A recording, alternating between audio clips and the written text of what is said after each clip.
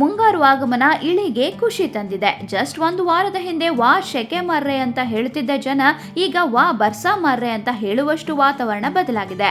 ಕಳೆದ 3 ದಿನಗಳಿಂದ ಮಂಗಳೂರು ನಗರದಲ್ಲಿ ಎಡೆಬಿಡದೆ ಮಳೆಯಾಗ್ತಿದೆ.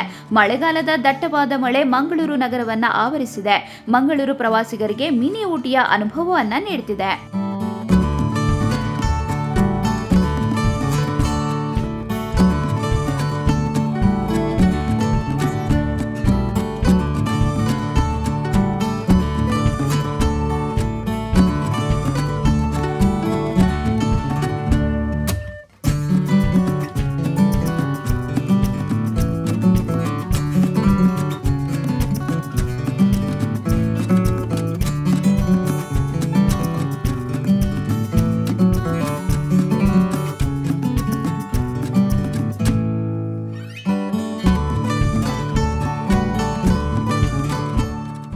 ಸಾಮಾನ್ಯವಾಗಿ ಮೇ ತಿಂಗಳಲ್ಲಿ ಭಾರಿ ಬಿಸಿಲಿನ ವಾತಾವರಣ ಮಂಗಳೂರಿನಲ್ಲಿ ಇರುತ್ತದೆ.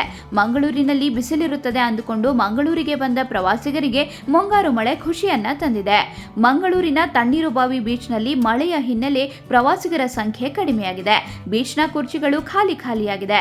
ಅರಬ್ಬಿ ಸಮುದ್ರ ಪ್ರಕ್ಷುಬ್ಧವಾಗಿರುವ ಹಿನ್ನೆಲೆ ಸಮುದ್ರಕ್ಕೆ ಇಳಿಯಲು ಪ್ರವಾಸಿಗರಿಗೆ ಅವಕಾಶ ಇಲ್ಲ. ಹಾಗಾಗಿ ಪ್ರವಾಸಿಗರು ದಡದಲ್ಲೇ ಎಂಜಾಯ್ ಮಾಡ್ತಿದ್ದಾರೆ.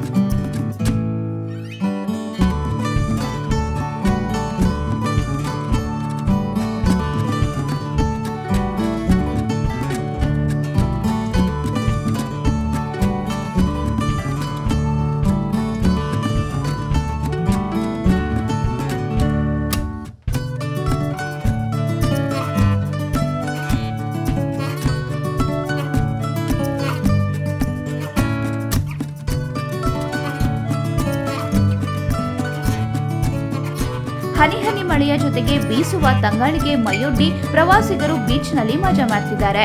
ಯುವತಿಯರು ರೀಲ್ಸ್, ಫೋಟೋ ಶೂಟ್ಗಳನ್ನ ಮಾಡುತ್ತಿರುವ ದೃಶ್ಯ ತಣ್ಣೀರುಬಾವಿ ಬೀಚ್ನಲ್ಲಿ ಕಂಡುಬಂದಿದೆ.